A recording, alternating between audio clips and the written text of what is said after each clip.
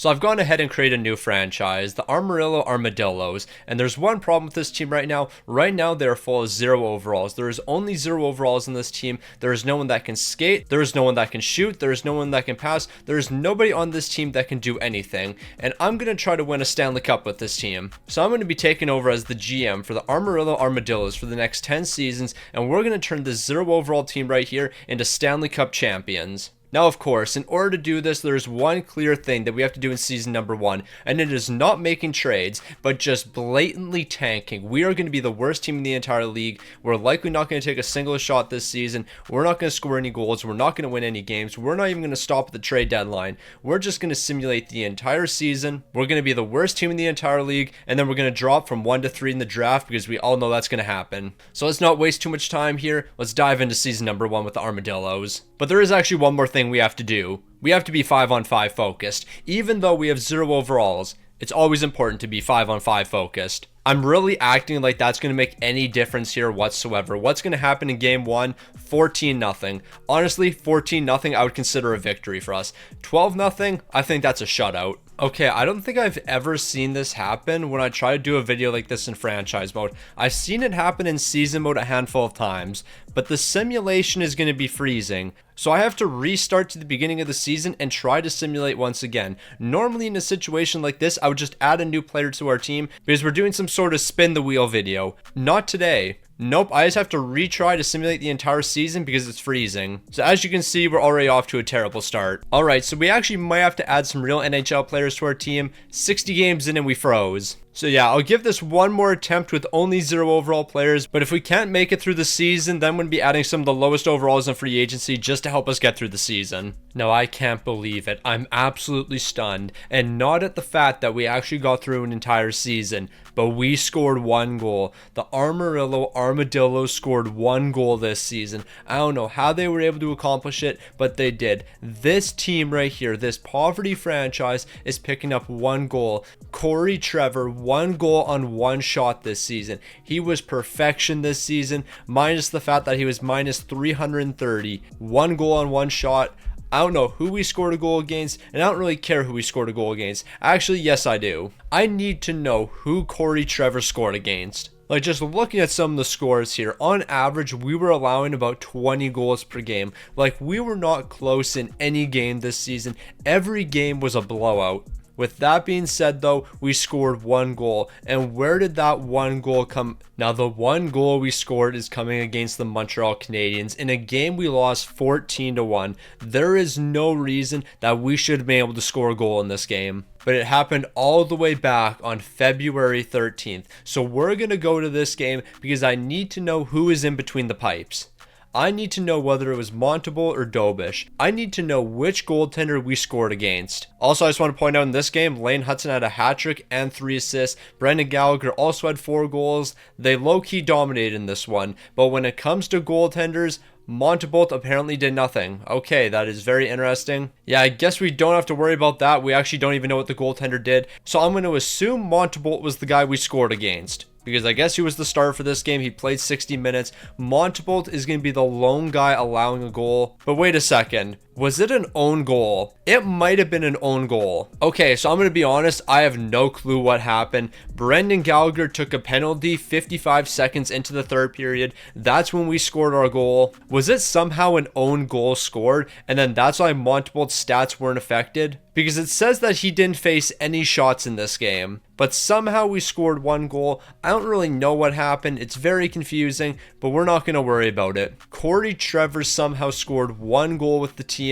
I don't know how that's possible, but it is. But all that success that we saw with Corey Trevor is immediately going to vanish because we're going to be dropping from 1 to 3. I'm pretty sure just about everyone saw this coming. And if you did see this coming, then make sure you subscribe to the channel. Subscribe to the channel if you thought we were going to drop from 1 to 3. And that means we should gain about 1 million new subscribers because everyone knew we were going to drop from 1 to 3. It was almost guaranteed. So let's go ahead and simulate the first 2 picks and watch a franchise potential player get drafted number 1.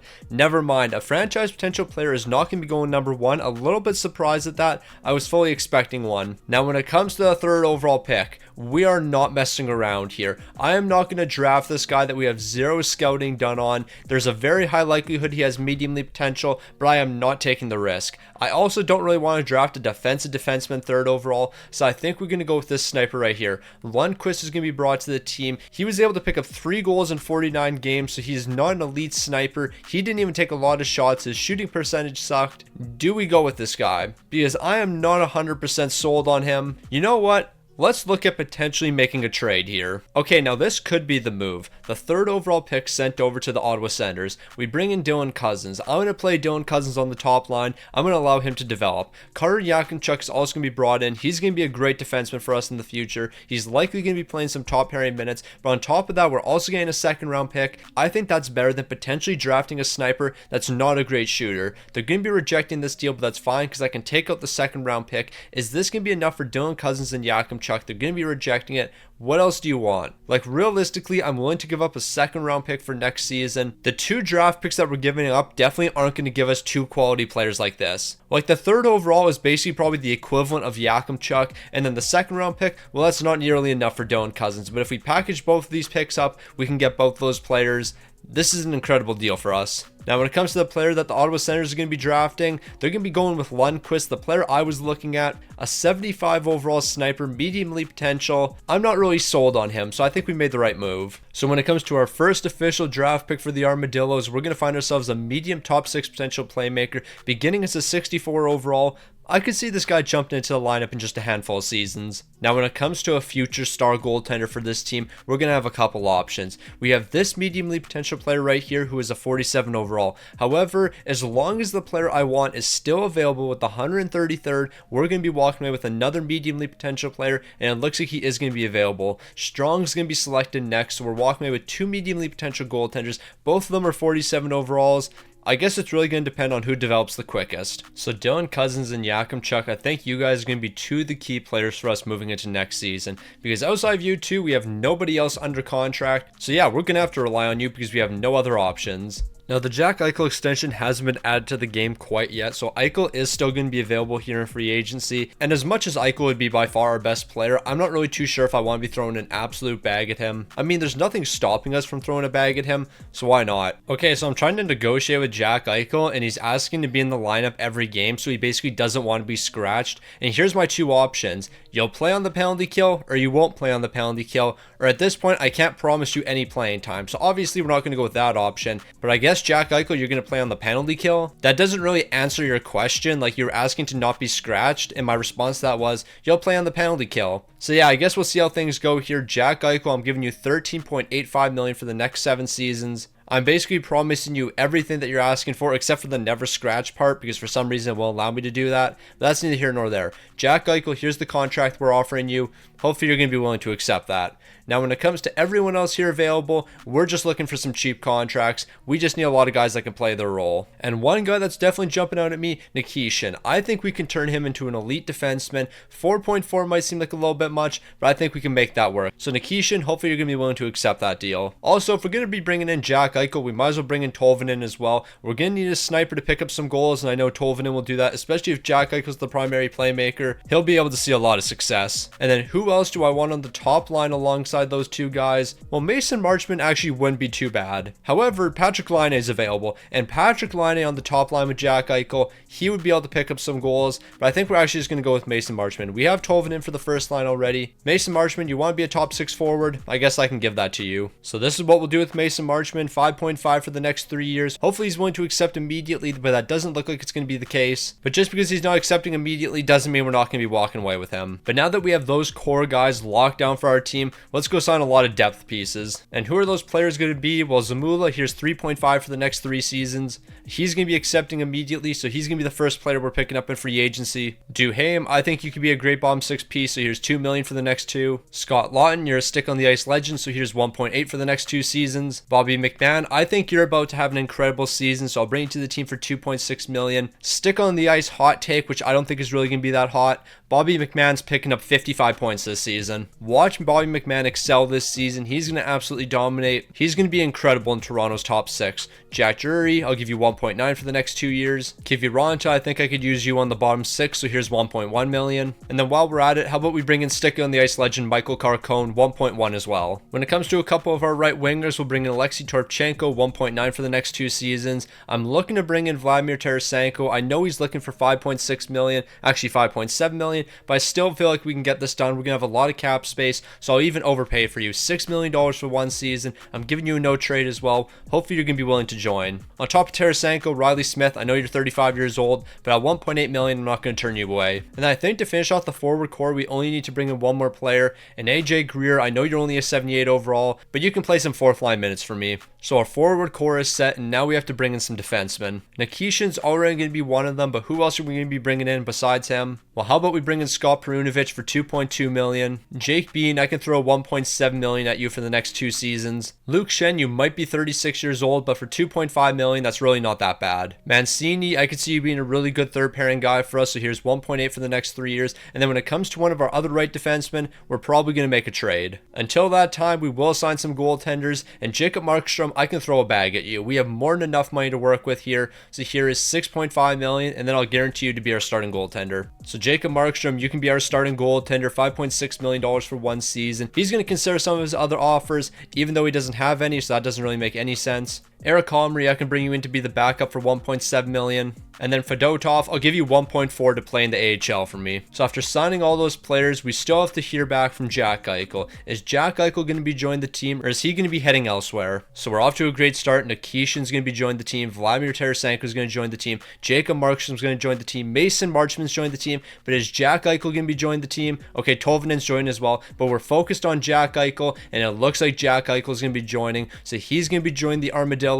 The team is looking way better than they were last season. I don't think we're going to be competing for a Stanley Cup this season, but we've definitely taken some steps in the right direction. Alright, so here's what I'm thinking. I don't think we're going to be able to get Bo Byram and Kesselring, but if they're willing to accept for this package right here, I wouldn't turn those guys away. They're going to be rejecting it, so I'll take Kesselring out of the deal. I'll take one of the 3rd rounders out. It's going to be a 2nd rounder for 2028 and a 3rd round pick for 2027. Bo Byram, welcome to the team. I guess they need both of those 3rd round picks, but I'm willing to give them up because Bo Byram's going to be a superstar right defenseman for us. He's going to be one of the top guys here. They're going to be rejecting that deal, but it's perfectly fine. Here's a 7th round pick, and if one 7th rounder isn't enough, I'll throw in another. There's not too much to deliberate on this deal. I think the Buffalo fans will think we came out ahead on this one. All I gave you was a 7th round pick.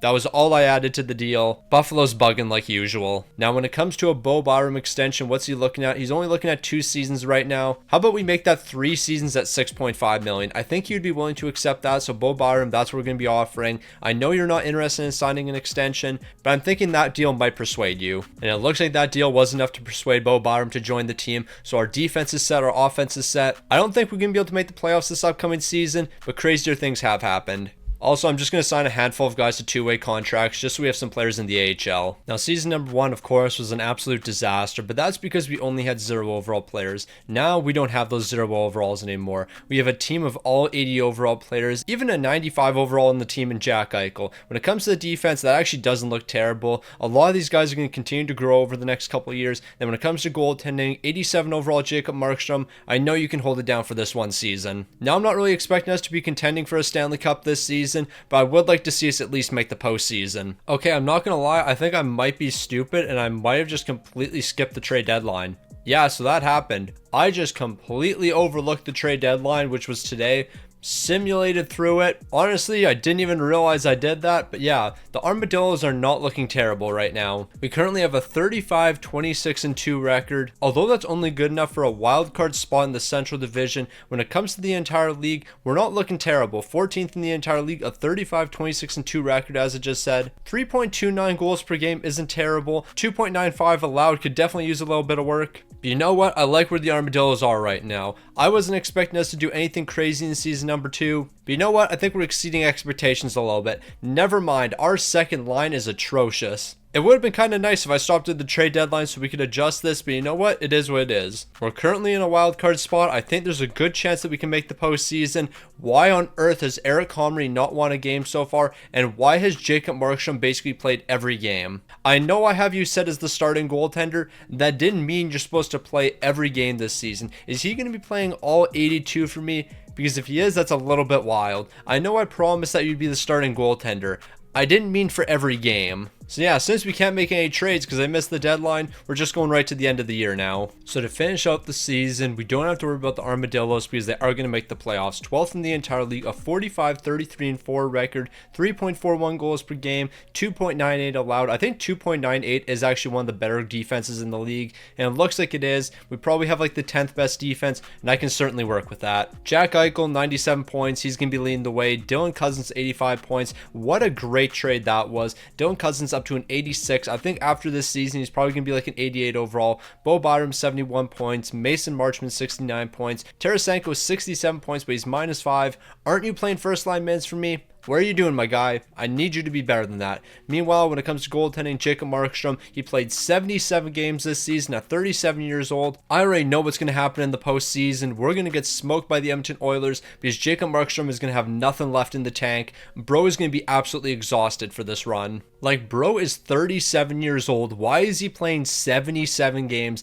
That makes absolutely no sense. We're getting shut out in game number 1. We're allowing 6 goals in game number 2. We might have made the postseason in year number 2, but I don't think we're going to see that much success. Granted, we have tied the series, so we're moving into game 5. It's a best of 3 moving forward. We're going to shut out the Edmonton Oilers. All we have to do is win one more game, and that's what we're doing. After dropping the first 2 games and me doubting this team, we're going to win 4 straight games, and we're beating one of the best teams in the entire league. We were a wild card team, and we took down one of the best teams in the NHL. We're not looking to stop anytime soon. We've split the series with the LA Kings. It's a best of 3 moving forward. We have to win game number 5 once again, and that's exactly what we're doing. So let's close out in game number 6 and move on to the conference finals. We're really doing this. We've really made to the conference finals in year number 2 after beginning with a 0 overall team. We have the Colorado Avalanche in the conference finals. I think we can compete with anyone at this point. We've been absolutely locked in. We allowed 8 goals in game number 1. We got swept. That's what happens when you have confidence. I should have continued to doubt this team because when I was doubting them, they saw way more success.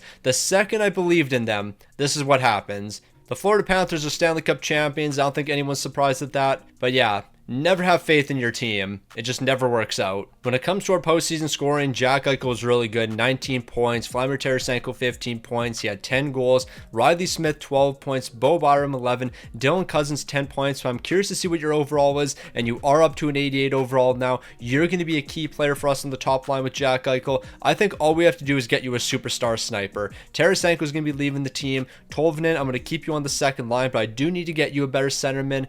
Bobby McMahon, although I think you're going to be an elite player this season, I don't really think that's going to translate into NHL 26. And then when it comes to Jacob Markstrom's numbers, 8 wins, 2 shouts, a 913 to 299. I mean, we got to keep it 100 here. We weren't expecting ourselves to win a Stanley Cup this season. I didn't expect Jacob Markstrom to win with us. So conference finals exit in year 2. I'm actually low-key perfectly fine with that. I say that until I find out that that's actually going to be the best postseason we have in this entire video. And moving forward, everything else just continues to go down. Alright, now I could be on to something. Riley Smith, 1-for-1 for Jason Robertson. Now you might be wondering, how on earth are you doing this trade? We're just trading for the rights to Jason Robertson. He's about to become a free agent. He's going to hit free agency. However, we're going to get a chance to bring him back during the re-sign phase. And then, of course, we're going to do that. Jason Robertson on the top line alongside Dylan Cozens and Jack Eichel. We're going to see so much success from that line. So Riley Smith's going to be enough to get it done. We're going to get the rights to Jason Robertson. We're going to be able to bring him onto the team. And who else are we bringing in? Bobby Jones. Shout out to Bobby Jones. 65 overall, low elite potential. It was only a matter of time before we brought a low elite potential player to the team. Now, I don't think that Jason Robertson trade's actually going to be the only one, because now we're going to move over to the Seattle Kraken because there's 2 players I'm interested in. One of those players is 89 overall Vince Dunn. I think he could be a really good player. However, we can't trade for him because we're not on his modified no trade list. That really sucks.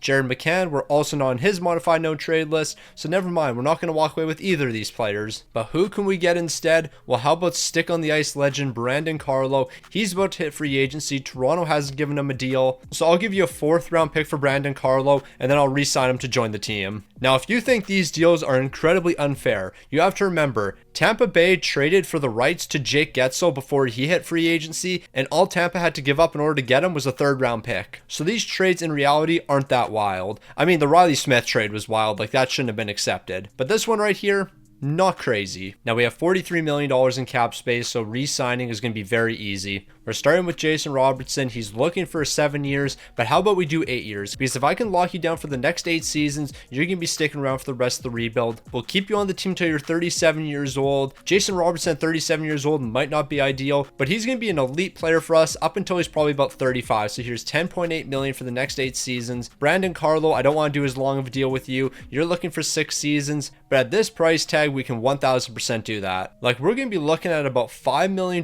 for Brandon Carlo. I'll up the trade protection to 50%. $5 million for 86 overall Brandon Carlo. I think that's an absolute steal. So let's see if they're going to be accepting. Jason Robertson's going to be rejecting. Brandon Carlo's going to be accepting. Robertson isn't going to be too difficult to get done though. Like, if I have to throw in a little bit more money in order to get this deal done, I'm willing to do that. So I'll do 11.2 for the next 8 seasons. Jason Robertson, is that going to be enough to convince you to join the team? It looks like it. So we have Tarasenko, Kiviranta, and a guy that played in the AHL for us. And who is that AHL player? Well, that was Pinelli. Got to put a little bit of respect on his name. $900K for the next 2 seasons. He's going to be returning. Kiviranta, you're up to an 83 overall. How much money are you looking for? I'm not giving you $3 million. And then Tarasenko, I'm actually likely not bringing you back to the team as well. Then again, this isn't terrible. I'll do $7 million for 1 season. We'll bring you back. You'll play second line minutes for me because obviously Jason Robertson's going to be playing on the first line, but you can be an elite second line player for me. When it comes to goaltending, however, we're going to be making some trades. Now, after spending all that money to re-sign some players, we do have to hand out some extensions. One of those extensions is going to be going to Tolvanen. We'll keep him on the team because I think he's going to continue to play some good second line minutes for me. However, we're not going to be able to save as much money as I thought. Instead, we're actually just going to give him exactly what he's looking for. 6.4 for the next 5. You're going to play third line minutes for me this season, but once Tarasenko is gone, you're going to be jumping back into the top 6. When it comes to Yakimchuk, $6 million right now might seem like quite a bit. However, we do have to remember he has medium league potential, so this isn't too bad. Yakimchuk's going to be accepting immediately. Duhaime, you're likely going to walk. Bobby McMahon, Scott Perunovich. I think everyone else here is going to be walking. We signed the important players. Now we have to pick up some goaltenders, and one guy I'm looking at right now is Kochetkov. He's only an 84 overall, but 5.2 for the next 5 years would be a really good contract for him, so that's what we're going to do. I'm going to give him exactly what he's looking for. $5.225 million for the next 5 years. Kochetkov's likely going to be accepting immediately, and that's exactly what's happening. So we have our new starting goaltender, and then when it comes to a backup, I guess I could have technically brought back Eric Comrie during the re-sign phase, but I'll just do it here in free agency. And then Varlamov, I'm willing to give you a 2-way contract. You can be an AHL goaltender. Here's $900K. Now, I've been looking for a second line centerman, and I think I finally found them. Trevor Zegras is up to an 89 overall. He's finally reached the potential that he should have reached in the past. And honestly, his trade value is a little bit lower than expected, so Bobby McMahon, a first round pick for 2028, might be enough to get this one done. They're going to be rejecting it, but when situations like this arise, what do? You just throw a couple 7th round picks into the deal, and that makes the difference. But maybe not in this situation. We might have to give up a 2nd round pick. And you know what? I'm perfectly fine in doing that. We're going to be bringing in our second line centerman for the next 2 seasons. They need a little bit more, so it's Bobby McMahon, a 1st round pick, a 2nd round pick, and a 7th round pick. We're throwing quite a bit into this deal, but that's perfectly fine. We have our top 6 set. The defense is looking amazing as well. I think we might be ready for a Stanley Cup. Also, we still have $16 million left, so Drew Doughty, how about I give you a 1-year deal? We'll do $7.3 million for 1 season. He's going to join the defensive core, and then we're going to be left with $10 million. And with that remaining money, I'm only looking to bring in somebody for 1 season. Nito Niederreiter, you could be that guy. Mason Appleton, I could bring you in. And I can't turn my back on stick on the ice legend Mason Appleton. 2.9 for 1 season. Now, in year number 2, we saw quite a bit of success with not really much here, but we made some moves over the offseason, and now the team's looking spectacular. There is no weaknesses when it comes to the forward core. The defense is looking absolutely spectacular. We have 86 overall Drew Doughty on our 3rd pairing. I think we're going to be all right. And then when it comes to goaltending, 84 overall Kochetkov, I know you can be the guy for us. You're going to step up when it matters. When the lights are the brightest, Kochetkov's going to show up. I'm putting all of my faith in him. I can't wait to be disappointed in the 1st round. Also, I'm going to make sure that we don't skip the trade deadline this time. I'm going to make sure we stop there in case we want to make a deal. Now, when looking at the entire league, I'm a little surprised that we're not seeing the Armadillos up here because they have a really good record. A 37, 22, and 7 record is only good enough for 9th in the entire league right now. You know what? We're not going to overthink it. 3.8 goals per game is amazing. 2.29 allowed, that is cooked. Our defense is chopped right now. We have to fix it. The real question is it our defensive core or is it our bottom 6 or maybe even potentially some of the guys on the top 6? Well, looking at the plus minus numbers, Scott Laughton is not doing his job. He is minus 12 right now. Everyone else has positive plus minuses. You know what? We're not going to overlook it. Like right now, we have 3 players with a negative plus minus. It's all the guys on our third line. We're not overlooking this. The team is looking great right now. Everyone's stepping up when they have to. Kochetkov, 33 wins, 1 shutout, an 898 and a 313. These numbers are terrible, but I think we'll figure it out once the postseason comes around. Now, when it comes to us making a trade, what do we realistically want to do? Because I feel like our defense is set, so if we're going to make a move, it's just for the bottom 6. Maybe Capo Caco or Barbashev wouldn't be too bad, but I feel like we're going to have to give up too much for those guys. Honestly, Ryan O'Reilly to be our third line centerman actually might not be that bad. Scott Laughton, I think you're going to be moved here. I think this is what we're going to do. However, I don't want to give up a 3rd and 4th round pick because we barely have any draft picks right now, so I think we're just going to give up Scott Laughton in this deal. Actually, we can give up Scott Perunovich because Scott Perunovich right now is a healthy scratch. He's an 84 overall that we're not playing at all. I'll send him over for Ryan O'Reilly. When it comes to trade value, we're definitely giving up more than we have to in this deal, but Scott Perunovich is a healthy scratch. We literally don't need him. So that's going to be the lone trade we make here. Let's finish out this season on a hot streak. Now, to finish out the season, the Armadillos weren't anything special. We're going to be a top 10 team, 9th in the entire league, 101 points, a 46, 27, and 9 record. If only we could win some 3-on-3 games, but I guess that's going to be impossible for us. 3.68 goals per game isn't too bad, but 3.18 allowed is definitely not ideal. However, that is better than what it was at the trade deadline, so it's good to see Ryan O'Reilly has been helping the team. Jack Eichel, Trevor Zegras, Dylan Cousin, Jason Robertson, you've been the top guys here. Robertson, I am expecting you to score some more goals though. 26 goals on the top line, that's just not enough for me. And then when it comes to goaltenders, Kochetkov, 41 wins, 4 shouts, a 900 save percentage, and a 305 goals against. I don't really care too much what the regular season numbers look like.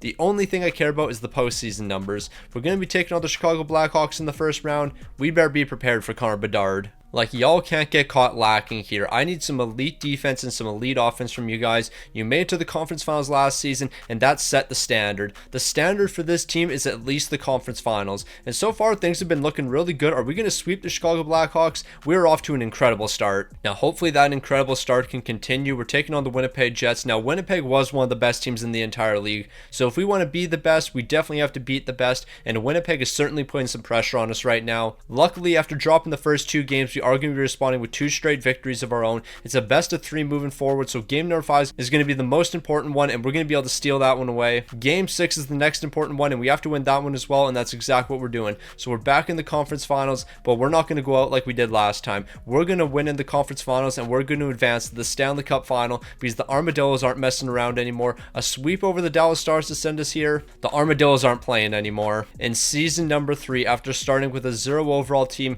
here we are, the Stanley Cup final, taking on the Tampa Bay Lightning. Tampa Bay is definitely going to be a tough fight for us. That is incredibly tough. We really went out like that. Didn't put up the slightest fight in the cup final. We're getting swept. Yeah, I have nothing to say about that. We knew what the standard was for this team. The standard was to step up when it mattered. We did not do that. Getting swept in the cup final, nah, y'all folded. Robertson, Eichel, Mason Appleton, you were the top players. Mason Appleton had 10 goals. Why on earth is Mason Appleton one of our top goal scorers? I have no clue. I don't really want to question it because I just want to move on from this season. Kochetkov, 12 wins, 0 shots, a 910 to 285. I can't really complain. You got us all the way to the Stanley Cup final. We just got swept. There's really nothing else I have to say. We were not prepared for the bright lights. Now, of course, we're not going to have too many picks in the draft, but with that being said, are you really surprised that we're getting a lowly potential player? We're going to average at least 1 lowly potential player every draft. Now, although there's a lot of players on expiring contracts, I don't really know how many of them are going to be returning to the team. Vladimir Tarasenko, you're interested in re-signing. You want 6.4 for 2 years. I don't know if I can do 2 years with you. You're 36 years old. What if we did 1 season and I gave you a no movement? I think we might be able to do this deal with Tarasenko. 6.5 for 1 season. We'll give him a no movement. He's going to be returning for another season, but I think you're likely going to be playing some bottom 6 minutes. And then when it comes to basically everyone else, I think you're all going to be walking except for maybe Mason Appleton, because bro showed up for me in the postseason. He was somehow one of our best players. Here's 3.6 for the next 3 seasons. I need Mason Appleton on this team. Without Mason Appleton, we're not seeing success. Also, with everyone else, it's 2-way contracts or you leave the team. Simple as that. So after not having to do too much during the re-sign phase, there are some extensions. Trevor Zegras being the most important one. $12 million for Zegras. Is that worth it? I don't know, because that is quite a bit of money for Trevor Zegras. Yes, he's a great player for us, and he definitely fills his role on the second line, but I don't know about $12 million. 10.5 on the other hand, I could maybe be convinced of, maybe even 10.8 million. I'm going to offer him 10.8 for the next 7. If he's willing to accept that, we'll bring him back to the team. But if not, we're probably going to be moving him. Nikishin, I'm looking to bring you back as well. You only want to do 1 year, so we're not going to be signing you quite yet. We'll wait a little bit. Zamula, we're going to route your contract. Mancini will route your contract as well. And then Mason Marchment, I'll look at trading you away. You're 33 years old. You're not part of this team's future. I think your trade value should be decently high. We might be able to get something pretty solid for you. Okay, I think I actually might be absolutely cooking here. So Dylan Cousins and Mason Marchment, I'm going to package both of you guys up. I'm going to send you over to the Buffalo Sabres. It's kind of ironic. Dylan Cousins is going to go back to the Buffalo Sabres. But we get Tage Thompson in this deal. 89 overall Tage Thompson. Our first line is going to be Jack Eichel, Tage Thompson, Robertson. Y'all better find the back of the net. And then when it comes to our second line, we'll have Tarasenko, we're going to have Tolvanen, and on top of that, we're going to have Zegras as the playmaker. We should see a little bit of success. On top of that, I'm also looking to bring Kesselring to the team. 4.9 for the next 3 years, honestly, is not that bad of a deal. So can we get this done 2 for 2 with the Buffalo Sabres? We fleece them. Plain and simple. Now all we have left to do is sign a couple guys for the bottom 6. Now I'm not looking to spend too much money here. I'm looking for contracts like Kevin Hayes, 1.5 million. However, it's not going to be Kevin Hayes because he's 36 years old. I'm not doing that. However, Jesper Boqvist, $2 million for the next 3. I don't hate that. So Boqvist is going to be joining the team. And then Jack Drury, I guess I can bring you back as well. I'll do $2 million for 1 season. That works for me. I know you were just on this team and I could have given you an extension, but I guess I'm not going to do that. Instead, I'm going to wait until you hit free agency. Now, when it comes to some other forwards we're bringing to the team, I haven't really decided who that's going to be. Actually, yes, I have.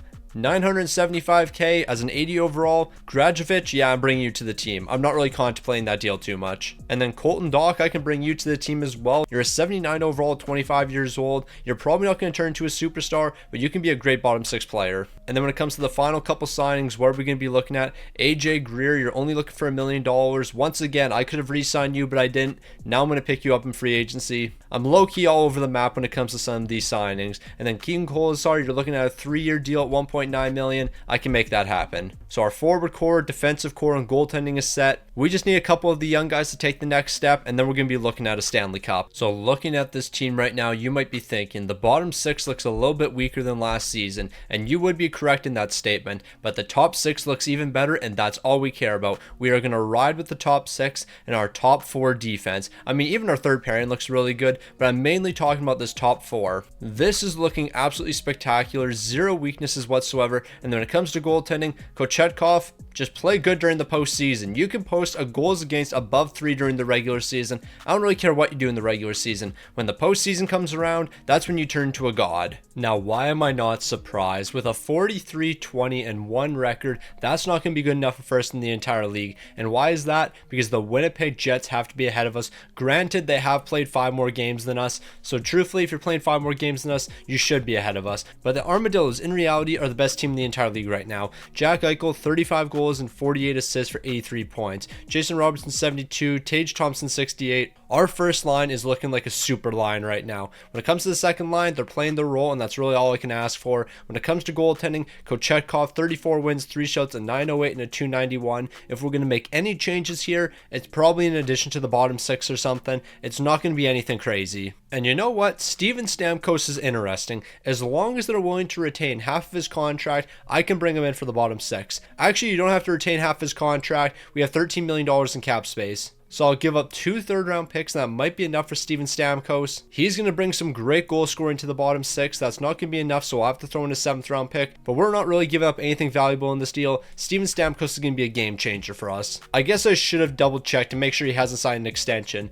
because if he has signed an extension, we could be in trouble. So Stammer, have you signed an extension? It doesn't look like it. That's good. I was actually a little bit concerned you re-signed for like $8 million and then signed a no movement, and then we would be in a lot of trouble. So the Armadillos keep improving season after season, first in the entire league, a 55-25-2 record. I think we have to work on our bottom 6 defense, because allowing 3 goals per game is definitely not ideal. So that's what we're going to focus on over the offseason. We're bringing in elite defensive players for the bottom 6. When it comes to our top 6, we know those guys are going to perform. However, the bottom 6, I don't need you guys to score goals. I need you to play elite defense.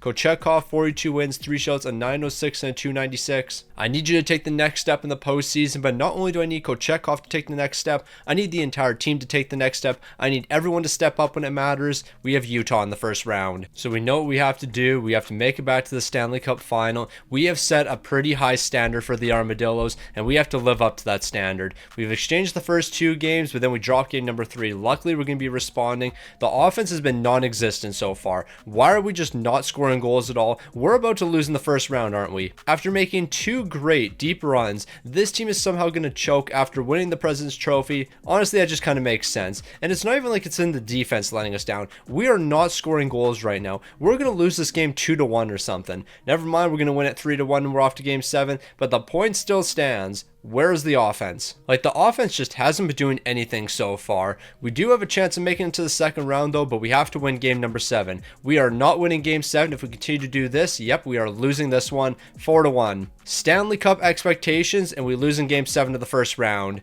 Yeah, I got nothing to say. This might be worse than getting swept in the cup final. So I was talking about how we have to work on our bottom 6, like bringing a bunch of defensive guys.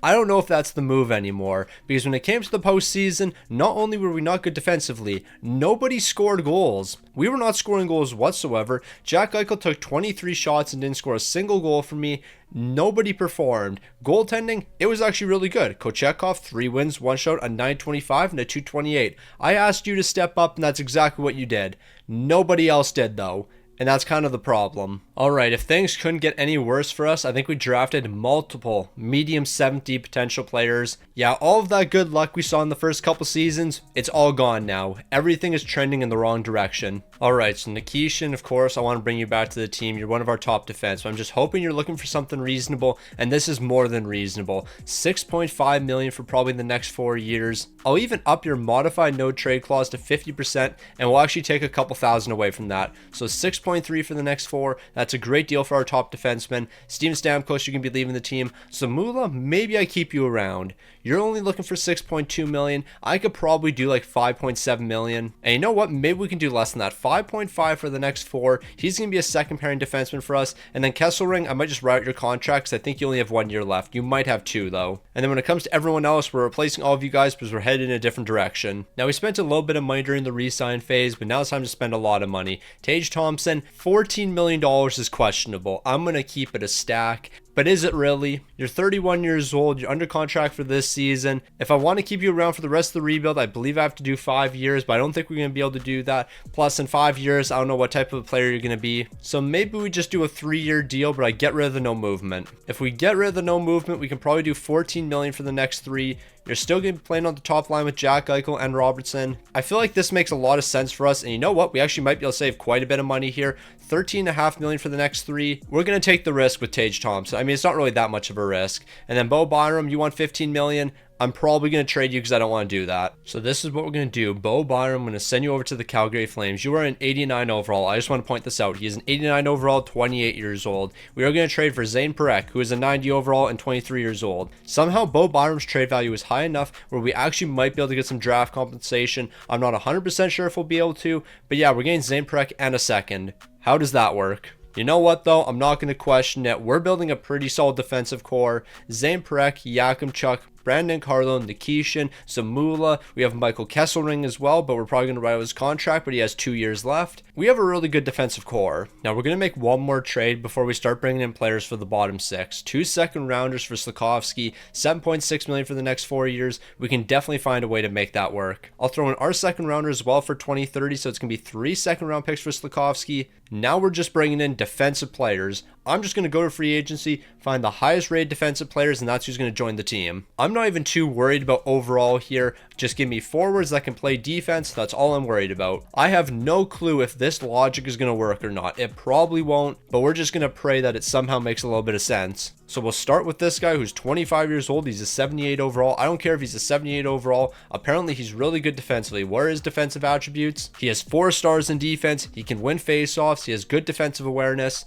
That's exactly what I need. Here's $825K for the next 2 years. Jake Evans, your defense is looking pretty solid as well. You have some of the highest defense of the remaining players. Here's 1.8 for 1 season. Nathan Gaucher, I feel like giving you $3 million is way too much, but you know what? That's what we're going to do. $3 million for 1 season. I feel like I'm going to regret that deal. Josh Philmon, you're going to be up next. $800K for 1 season. You're a 78 overall, but you have good defensive attributes, and that's all I care about. It is all about the defense. That's all we're worried about right now. I don't care if you're not the highest overall player. As long as you're respectable enough overall, I'll bring you to the team. Like Kevin's an 81 overall, $800K for 1 season. That's a no-brainer. Well, isn't that just fantastic? We ran out of money for Tage Thompson, so he's not going to be returning to the team, but maybe he is, because I actually don't know how much cap space we have left. Like, we might just be short $1 million, or we're short like $7 million. I'm about to find out. We have 10.4 remaining.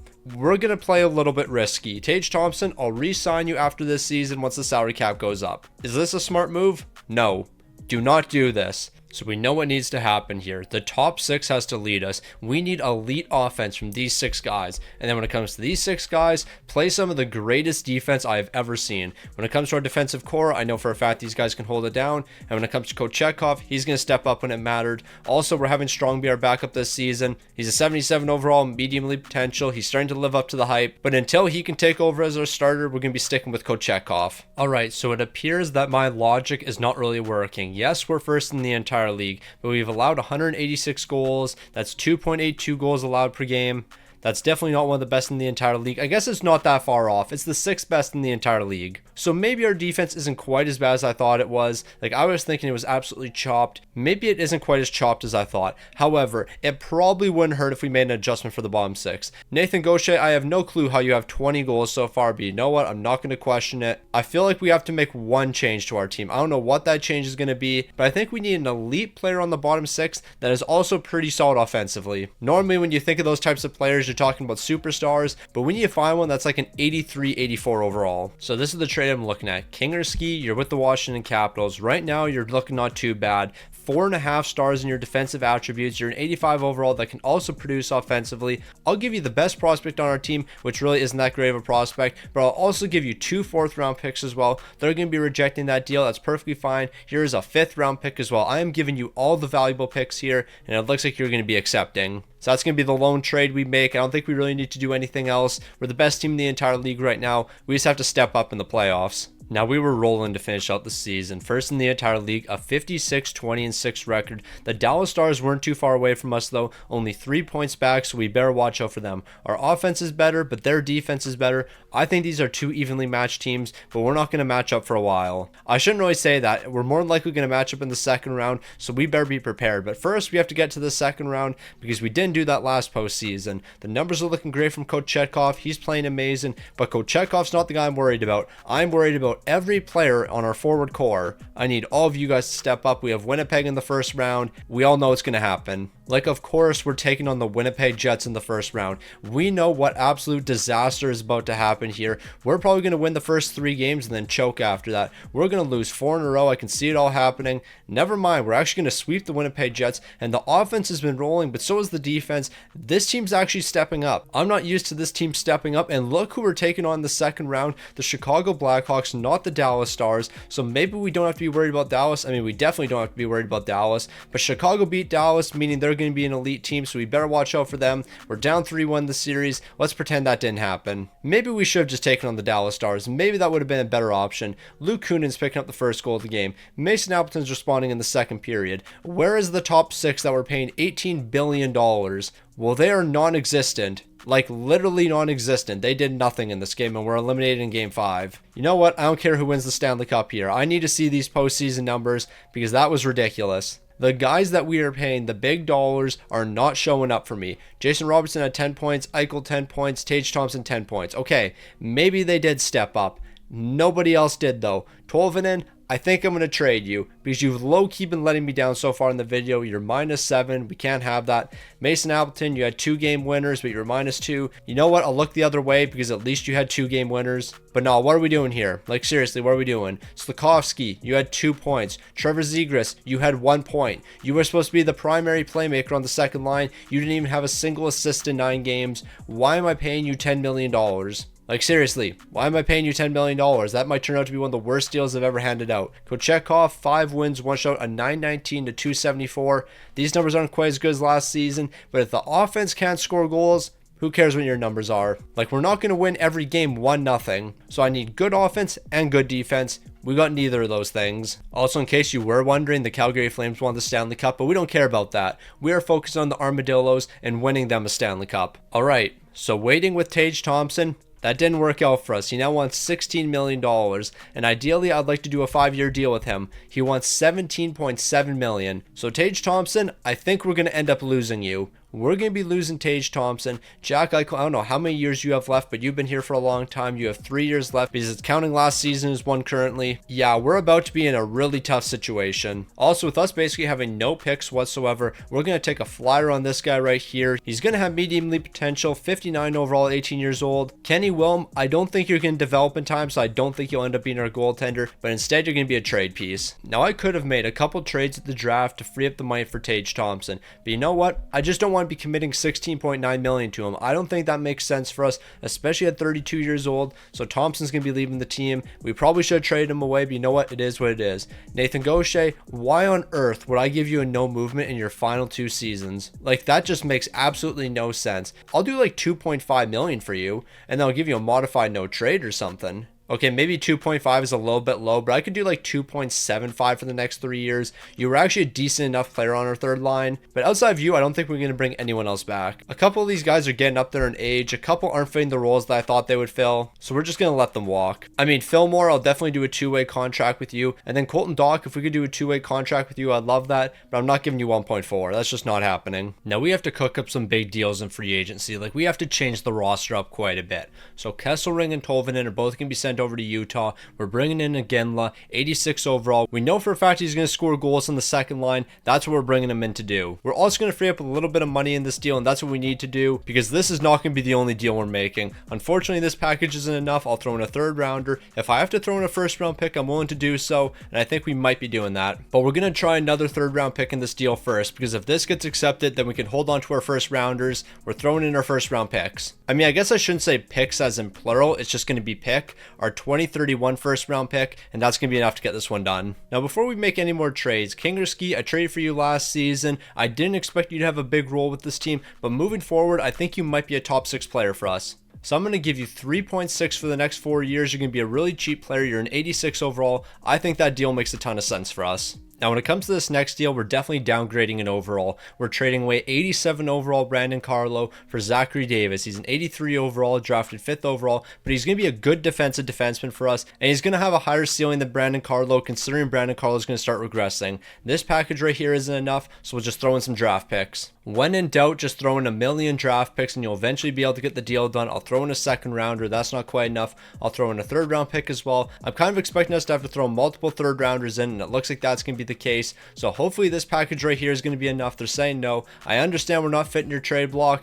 but if I give you enough, I know you'll accept the deal, and I think this is enough right here. Okay, you're getting very greedy, and I think we might be doing a 3-team trade. Unless you accept this package right here, We should have just did a 3-team trade. We would have been way better off, but I want to get the deal done. Now, we don't need to make too many moves here in free agency. We just need to bring in a couple cheap players. One of those cheap players is going to be Victor Mancini, 925k. Welcome back to the team. It's been a while since you've been here, but I know you can play third pairing minutes for me. And then when it comes to the next move we're going to make, I'm just looking for somebody on a 1-year deal. Kotkaniemi, I don't really like that one. You're only an 83 overall. Granted, an 83 overall on the bottom 6 really wouldn't be too bad. I don't really know what the best move available is. Mangiapane, maybe that's the move. You're at 86 overall. I'll give you $8.5 million. I'll even give you 50% team protection. Hopefully that's going to be enough for him to accept immediately. It doesn't look like he's going to be willing to do that. When it comes to JT Miller, we actually might be able to do a 1-year deal. I'll throw $9 million at JT Miller. I'll even give him a no movement. There is a possibility that JT Miller accepts this deal, and he's going to be accepting immediately. That's definitely a big time move for us. And then once Mangiapane signs, we're going to be set for next season. Now, unfortunately, we're going to be losing out on Mangiapane, but maybe that's not the end of the world because we might be able to find a better option now. We've simulated a couple days. Seth Jones, we're not going to be able to walk away with you. I mean, we don't even need Seth Jones. We need a forward.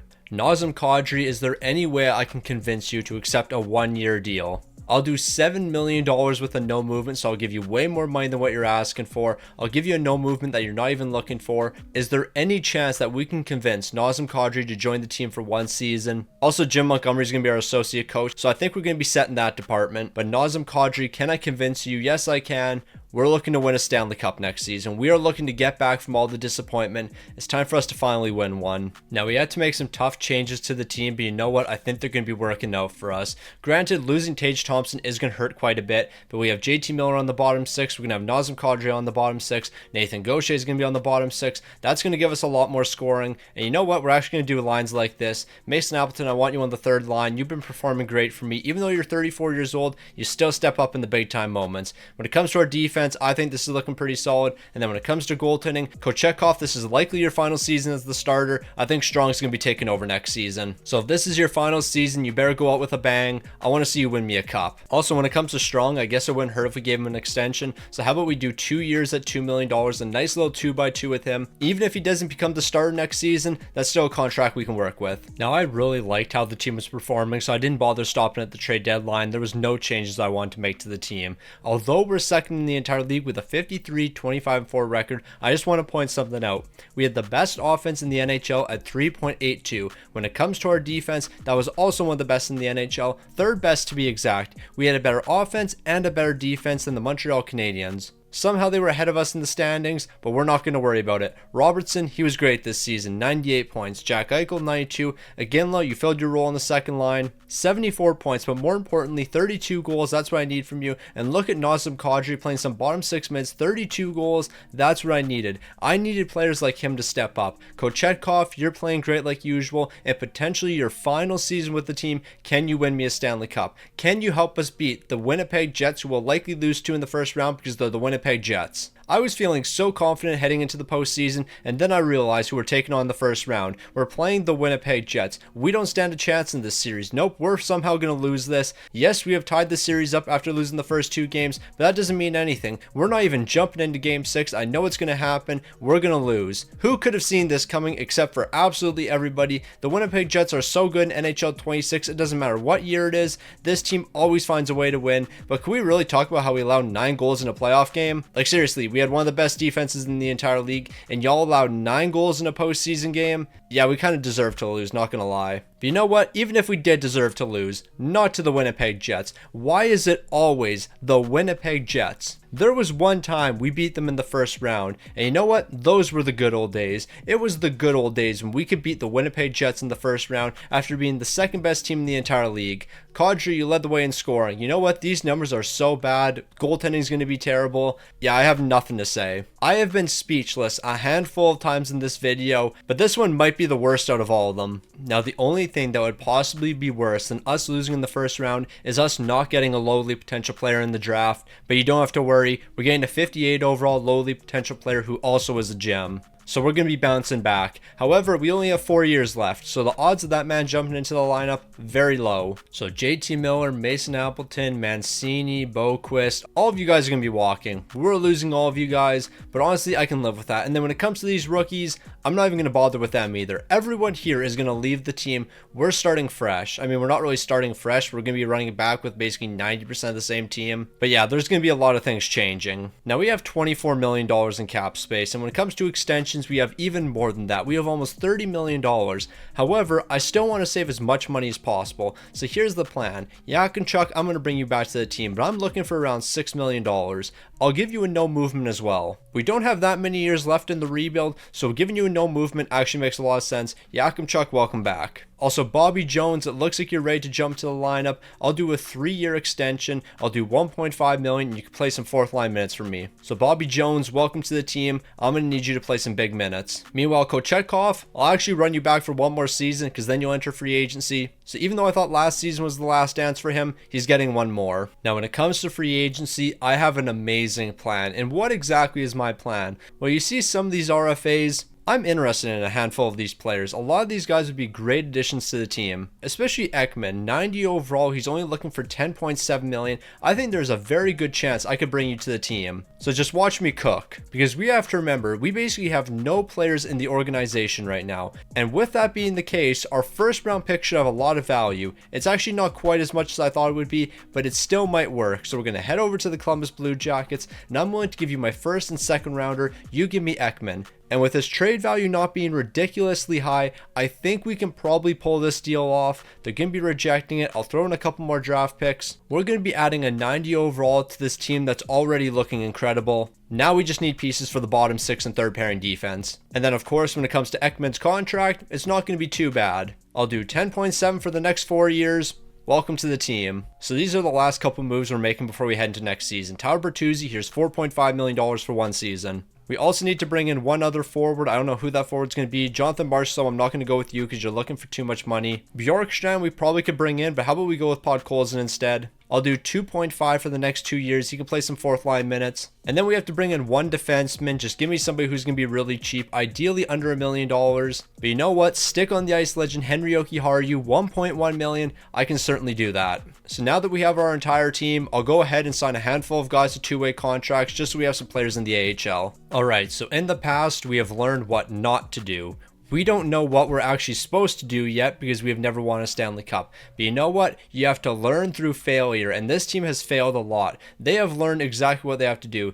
Kinglerski, I'm actually moving you up to the top line. Never mind, no I'm not. You have a way better fit on the second line. We get a +2 boost. That's what we're doing. These are the lines we're running. We have learned from all of the mistakes we've made in the past, and trust me, we have made a lot of mistakes. Strong is up to an 87. He is the starting goaltender. Win me a cup, please. You know what? I shouldn't even say win me a Stanley Cup. Just get me out of the first round and then get me out of the second round, and then we can go to work after that. But I am so tired of this team losing in the first and second round. We are a way better team than that. Also, I like the team we have. We're not making any moves. This is what we're sticking with for the entire year. No more messing around. No more playing around. When the lights are the brightest, throw some shades on and lock in. I'm not going to lie, that kind of sounded like a bar. I might have been cooking with that one. Now this is one of the best seasons we've seen from the Armadillos, a 54-19-9 record. The offense is elite, the defense is spectacular, but none of that matters during the regular season. I don't care about our regular season numbers, the postseason is what matters. We need this team to step up in the postseason.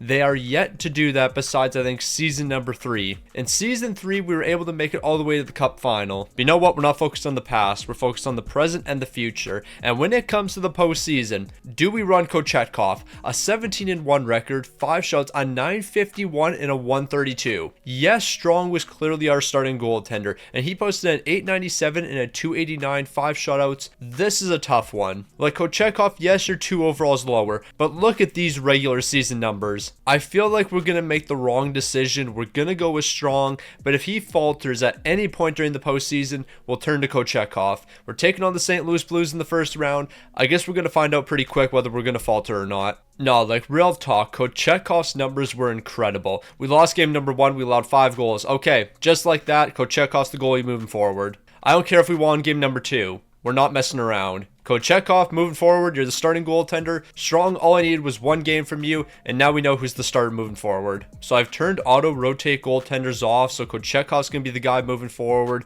We're winning back-to-back games under Kochetkov. Can we make it 3 straight games and move on to the second round? This is why we switched to Kochetkov. His numbers so far are looking incredible, and they better continue to look incredible. We have the Winnipeg Jets up next. This team was the second best team in the entire league, while the Armadillos were the best team. We're dropping game number 2. Hopefully that doesn't happen in game 3. We don't have to worry about that loss, but we are dropping game 4. So it's a best of 3 moving forward. Can Kochetkov be the guy for us? Well, he's going to win game 5, and now he's going to win game number 6 for me. Can we move on to the conference finals? Yes, we can. We've made it out of the second round. That doesn't happen very often. Now, in our conference finals matchup, we're going to see the San Jose Sharks. San Jose, of course, is going to be a good team if they made to this point, but they don't have Kochetkov, and so far that's been the difference maker.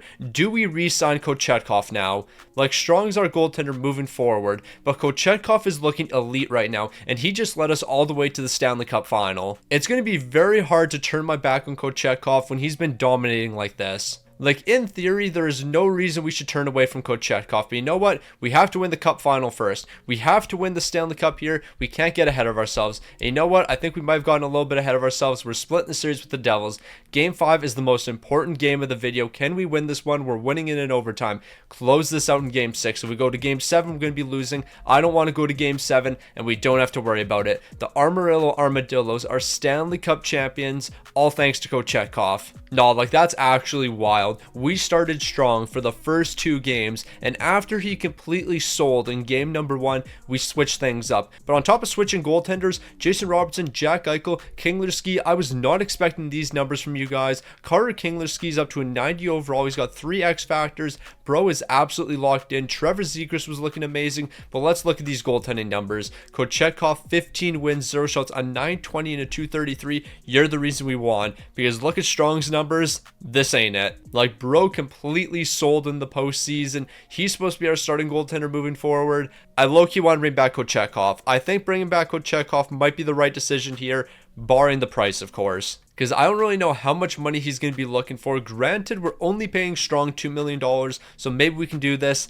I take that back. Kochetkov, thank you for winning us a Stanley Cup, but I'm not giving you $9.6 million at 32 years old. I mean, 32 years old really isn't that old, but considering Strong is 24 years old and then 87 overall, I feel like we almost have to stick with him. So I guess we'll see how that decision is going to age for us. Is that the right move, turning our back on Kochetkov after winning a Stanley Cup? We're probably going to have to find out the hard way. Now, when it comes to the draft, right after winning a Stanley Cup, we're not going to be getting any superstars here, but who cares? We finally won a Stanley Cup, but we still have to win a couple more. Now, after winning a Stanley Cup, you would think that there's a lot of pieces that we're going to be losing. That's not the case. However, we are going to be losing arguably the most important player to this team, being Kochetkov. Granted, he did just drop 1 overall. He was an 85, now he's an 84.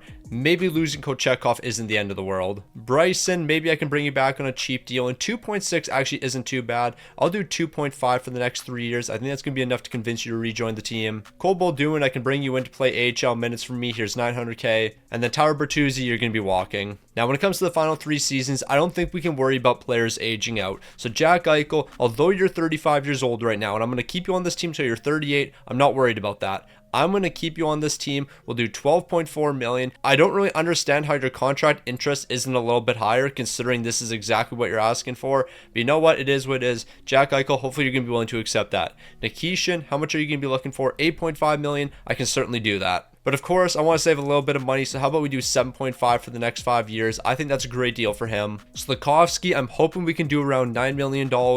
You want 12.6. 12.6 I feel like is a little bit too much for you, but maybe we can get this down. And you know what? We actually might be able to get this down quite a bit. We get down to about 10.8 million. 10.8 might be a little bit low. I'll do 11 million for the next 7. So Slafkovsky's going to be returning. Davis, I want to keep you on this team as well. You're looking for 8.1 million. I can definitely get this a lot lower. Like, there is a chance we can be looking at the $6 million range, because what I'm going to do is 6.9 million. I'll give you a no movement. And then 6.9 should be enough to convince you to rejoin this team. And then realistically, when it comes to Zamula, I think we'll just ride out his contract. Same with Nathan Gaucher and Podkolzin. But I guess we should make sure we have enough money for Strong, who has now dropped 2 overalls to an 85. Isn't that just fantastic? He wants $7 million.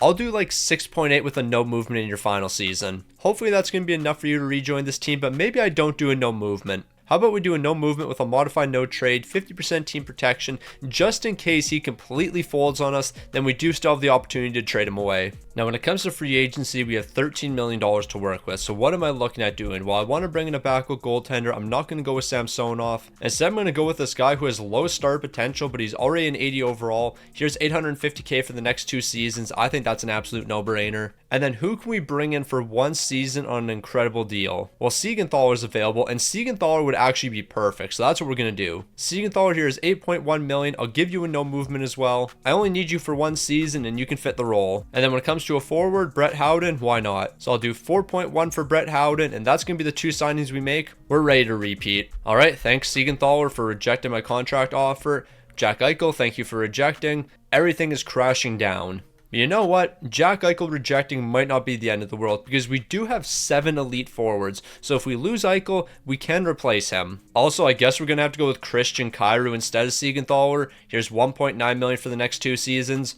Yeah, that's definitely a downgrade. But if we're going to be downgrading that much when it comes to the defensive core, Artturi Lehkonen, here's 3.8. We might as well make the forward core a little bit better. So we're coming off a Stanley Cup and the team is still looking amazing. A handful of 90 overalls, a lot of high 80s. When it comes to the defensive core, even that's looking spectacular. Why on earth would we play Zane Parekh on the third pairing? That makes absolutely no sense. A lot of these lines just make no sense. But you know what? We're still going to win with these lines. And then when it comes to goaltending, Strong's back up to an 86. I'm not 100% sure if he can be the guy in the postseason. During the regular season, though, we're going to see a lot of success. Alright, now I'm not going to be making any moves at the trade deadline, but I just want to point out we're 6th in the entire league. Nothing about this team has changed except for Kochetkov not being here. And has that really been the big difference maker? Or maybe it's Jack Eichel's regression. 66 points through 62 games. I feel like that's the worst he's ever been at the trade deadline. He's dropped to 91 overall, only top 6 potential. Jack Eichel's regressing. That's just the way it is. He's not the player he used to be. But when it comes to goaltending, Strong, 31 wins, 5 shots, a 903 and a 292. These numbers aren't bad, but I just feel like they should be a little bit better. Granted, it also doesn't help that we don't have Kochetkov going 17-1 as our backup. That inflated our numbers quite a bit. But you know what? We're not going to worry. We have a great team here. We know we can compete with the best. Also, I just want to point out Lundqvist is on the trade block. This is a guy that we could have drafted in year number 1. And you know what? Do we trade for him now? Like, we could just trade for Lundqvist right now. We probably wouldn't have to give up too much. Like, I'll give you a first rounder and a second rounder. And is that going to be enough to bring Lundqvist to the team? Yes, it is. Okay, that's just kind of funny. We didn't need him, but it's just a funny trade. Also, I'm a little curious, what would a Lundqvist extension look like? Okay, 8.8 million. We're not doing that. We're going all in this season. We're looking to win a cup. Alright, so the Armadillo is going to finish the season 6th in the entire league, a 50, 25, and 7 record. There were 7 teams that finished with 50 wins or more. We're currently in a very competitive league. Jack Eichel, 93 points. Jason Robertson, 86 points. Again, 80 points. The plus minuses are looking really good. And then when it comes to goaltending, that's looking okay. Strong, figure it out in the postseason. And if you don't figure it out, you're being traded immediately and I'm bringing somebody else in. I feel like I should have stuck with Kochetkov. I know I should have stuck with Kochetkov, but I went with the highest overall player, and clearly that was a mistake. Alright, so Strong, can you step up for me? When it matters most, can you lock in? You allowed 5 goals in game 1. What's happening in game 2? You're allowing 4. This man cannot keep the puck out of his own net. We are cooked. I don't care if we somehow split the series. There is no way we're winning a Stanley Cup with this man. He is terrible. Strong, you're being traded away. I'm assuming your poise is like 0 or something. Somehow we've made it to game 7. We shouldn't be in game 7. This series should be over. But if we're going to make it to game 7, we might as well win game 7. We're exchanging goals in the first period. In the second period, we're taking over. We have a 1-goal lead, but is 1 goal enough? Probably not. We're going to choke here. Never mind. No, we aren't. We're getting past the Minnesota Wild, but we didn't deserve to get past Minnesota with the way we've played. I shouldn't even say with the way we've played, because we have scored a ridiculous amount of goals. Strong, stop the puck just once. That's all I need. I need you to stop the puck just one time for me. And he has not been able to do that. This man cannot stop the puck to save his life. We are toast. Like, after losing the first 2 games, we're winning 2 straight after that, but we should not have won 2 games here. We should be trailing in this series even more. The fact that we somehow have the lead and we might even make it to the conference finals is ridiculous. But first, we have to go to another game 7. So here we go, game 7. Can we somehow win another game 7 and move on to the conference finals? Well, we have a 2-goal lead entering the third period. No way we're doing this. No way we've made it to the conference finals with this team. I shouldn't even say with this team though. There is no way we've made it to the conference finals with Strong, because Strong has been absolutely folding. He has played like one good game so far in the postseason. Every other game he's played, he has been terrible. We're shutting them out in game number 1. We actually made it to the cup final. Nope, never mind. We're about to lose 4 in a row. I can see it all happening. What is going on? What is actually happening here? I can't really process what's going on because nothing makes sense. Okay, so here we go, the Stanley Cup final, a place where we definitely shouldn't be right now, especially with our goaltending. We swept them. I need to look at those numbers. Strong, you were terrible. I need to see those numbers. This man very well probably had like an 850 and a 350. Our offense saved us here. Without this ridiculous scoring, we're not winning. But when it comes to Strong's numbers, an 894 and a 304, I thought it was way worse than this.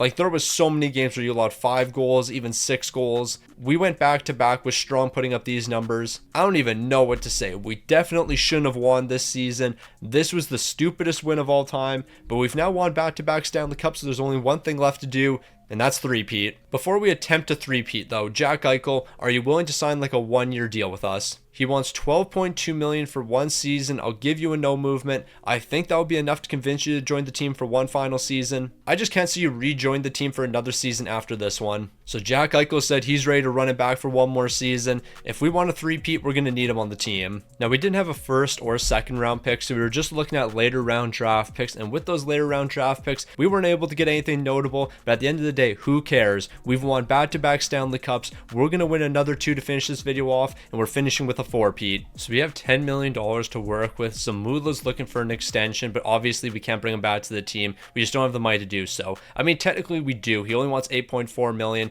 but we already have a lot of money tied into our defense, and I don't want to tie more money into it. Lundqvist, if we can re-sign you for a cheap deal, I'm willing to do so, but I don't know if 8.2 is that price. Then again, if you're willing to accept $7 million with a no movement, I guess I can bring you to the team. Are you going to be willing to accept that?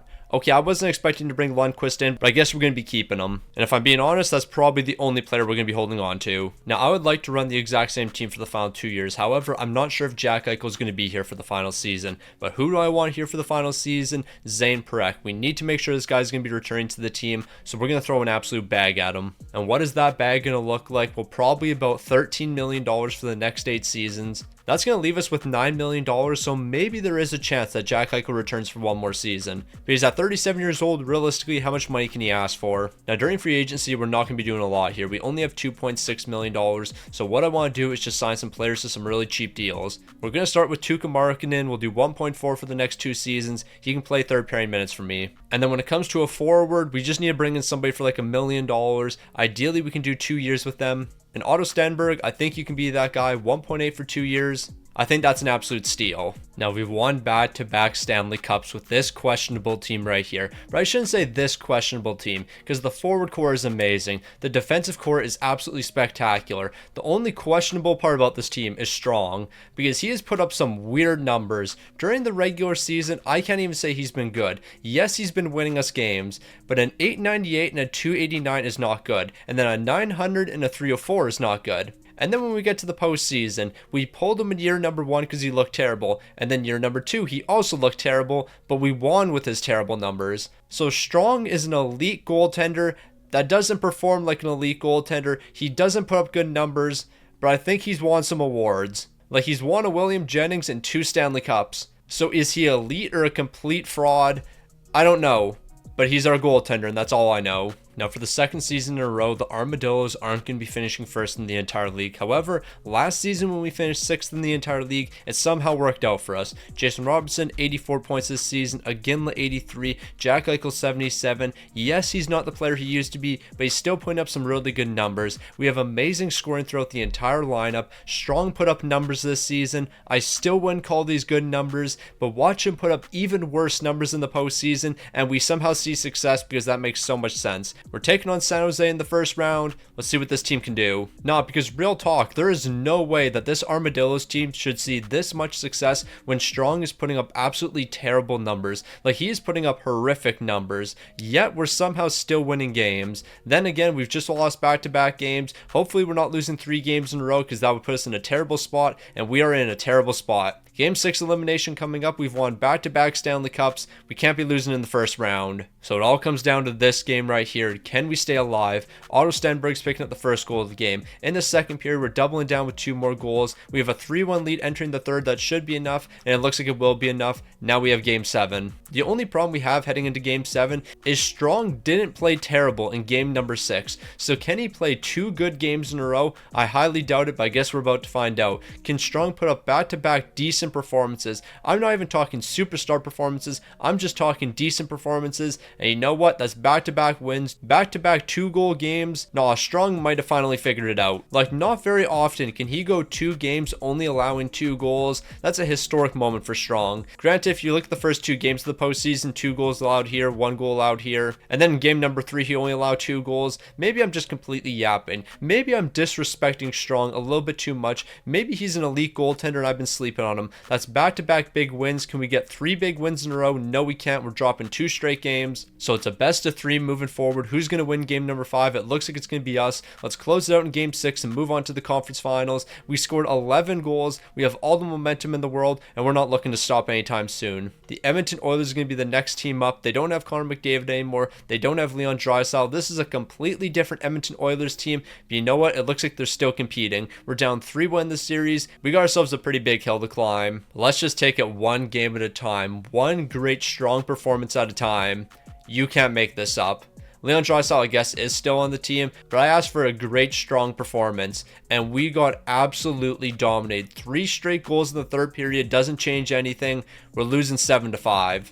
Nah, like, Strong really got pulled in the first period after getting completely lit up. That is a tough way to go out. But with this season complete, we have 1 more left. We're heading into our final season, and the question is, Christopher Strong, should you be the goaltender? I don't know. I don't know if he should be our goaltender. Bro has not looked good, but he has won us the Stanley Cup. I feel like he's the best option out there. I think we're probably going to stick with him. I feel like sticking with Strong, though, is not the right move. Like, we probably should move on from him. Robertson, Eichel, Kinglerski, you guys were not looking good this season, and I think that means we have to change things up. Jack Eichel, you will not be returning to the team next season. Although you put up 15 points in 18 games, I just don't think you're that guy anymore. Meanwhile, Strong, you put up terrible numbers, but I can't really be surprised because you've never put up good numbers. Now, heading into the final season, of course, it only makes sense that we have to draft 1 more lowly potential player. We have to bring in 1 more to join the franchise. Also, on top of a lowly potential player, how about we get a mediumly potential goaltender? However, they're not going to develop in time, but they could be a good trade asset. Alright, so with the $11 million we have to work with, I don't think we're bringing any of these players back to the team. Jack Eichel, we're headed in a different direction. You're not the player you used to be. It just doesn't make sense for us anymore. Alright, you remember how I said we were going to run the exact same team? I might have slightly lied. We need to add a couple players to this team. We need a new backup goaltender, so I'm picking up Tomas. $850K for 2 seasons. That's really cheap. Also, we do need to bring in a cheap defenseman. I'm not looking for anybody crazy. Elias Pettersson, I can bring you in. $900K for 2 seasons. That works for me. And then to finish it off, we need 2 forwards. I'm looking for really cheap players. You're going to be playing on the 4th line, so I don't need anything crazy. Granted, we do have $10 million. So if we want to, we can actually bring in some decent players on 1-year deals. A perfect example of this is Braden Coots. He's only looking for $5.1 million. I'll give you $5.1. And then after giving Braden Coots that deal, who can we sign for $4 million? Well, Ivan Miroshnichenko, technically we could sign you, but you're looking for 2 years. How about we just go with Paul Cotter? Stick on the ice legend Paul Cotter, welcome to the team. Braden Coots is officially the ops. He's not going to sign with the team for 1 season. You would have been able to win a Stanley Cup with us, but instead you're going elsewhere. You hate to see it, just no loyalty in the game. Even though there is literally no reason for him to be loyal to us, still no loyalty in the game. I guess we'll just have to settle for 83 overall Michael Misa, who's available in free agency. Here's $4.1 million. Why did Michael Misa not turn to a star? I have no clue, but we're not going to question it. Alright, so I just want to point out all of the 90 overalls on this team heading into our final season. Ekman's a 90 overall, Kinglerski's a 90 overall, Trevor Zegras is a 90 overall, and then when it comes to our top 4 defense, all of them are 90 overalls. overalls. We have 4 90 overalls in the defense, 3 on the forward core. So 7 of the 20 players on this team are 90 overalls. And then when it comes to our goaltending, we have Strong, a man who is going to completely fold when it matters. Also, hold on, what were those stats? Stick high, stick low, he only has 70s. Okay, basically anything stick side, this guy sucks. His glove also sucks. What is he actually good at? Hold on. His angles are good, his breakaway's pretty good, and his 5-hole's pretty good. His glove and stick suck though. No wonder this guy's been a complete fraud. He's not good at being a goaltender. Now in year 10 of this video, after starting with a 0 overall team, we're almost back to square one to an extent because we're 9th in the entire league. I feel like this is the worst that we've performed since year number 2. A 45-30-7 record. What were the boys doing this season? Well, I can tell you exactly what they were doing. Not scoring. 67 points led this team, and that was Iginla. What were all of you guys doing this season? Ekman, I am paying you big bucks to only have 42 points. You are a 93 overall and picking up only 42 points. I don't know what you're doing out there. Strong, get ready for the biggest series of your life because we're going to be taking on the Winnipeg Jets. And at face value, that might not seem like much. It's Strong versus Kochetkov, a former Armadillo going up a current Armadillo. 2 great goaltenders, but only one can come out on top. And if I'm being honest, based on what Kochetkov has been able to do in the postseason versus what Strong has been able to do in the postseason, I think the Winnipeg Jets are going to be taking us down. But we're winning game number 1 6-2, but dropping game number 2 5-3. I feel like all of these games are going to be high scoring, but what do I know? Back-to-back games where we're shut out. I can't even blame Strong for these 2 games. Why are we just not scoring goals? Like, we have a lot of elite players on this team, and I know all of the guys on our team can score goals, but apparently we're just not doing that anymore. We're picking up 2 goals in the first period, we're picking up another 2 in the second. It's good to see the offense finally woke up, but we needed 6 goals to win this game. That's not really ideal. We shouldn't need to score 6 goals in order to win a game.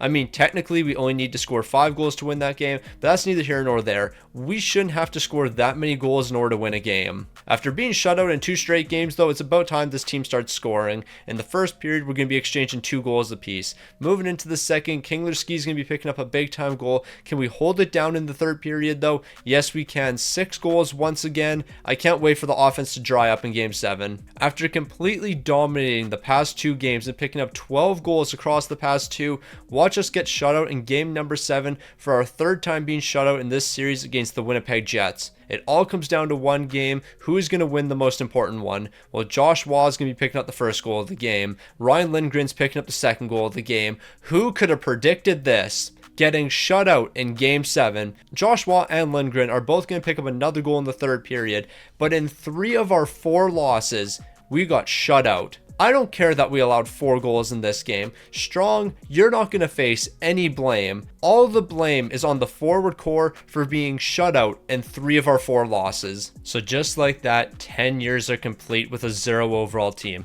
The New Jersey Devils are going to win a Stanley Cup as a wild card team, but I just want to take a look at this team's offensive numbers. Y'all didn't score for me. You scored in 2 games during the postseason. Game 5 and Game 6 where you scored 12 goals. Outside of those goals, in the other 5 games you played, y'all did nothing for me. Absolutely nothing. The offense was terrible. Ironically, Strong probably just put up his best postseason numbers yet. In the year where he loses in the first round, a 901 and a 268 is actually his best numbers. So when Strong put up his greatest performance, we're losing in the first round because we got shut out in 3 of the 4 losses. If anyone was going to let me down in the final season, I was fully expecting it to be Strong, not our offense. But you know what? It's just the way she goes.